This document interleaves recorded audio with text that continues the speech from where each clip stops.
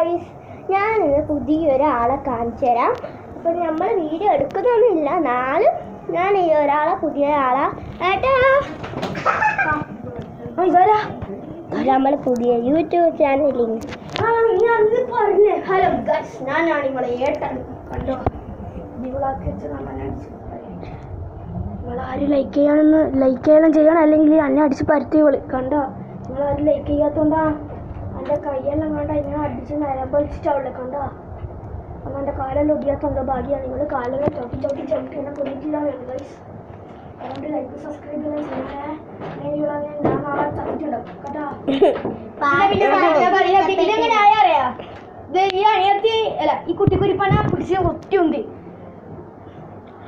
അപ്പാടു ഞാൻ മറ്റേ ടോയ്ലറ്റിൻ്റെ അവിടെ ഒറ്റ കയ്യോടെ ഇവര് ഓർമ്മയുണ്ടോ ഗൈസ്? ഇവളാണ് നാടാട് പാട്ട് പാടിയ.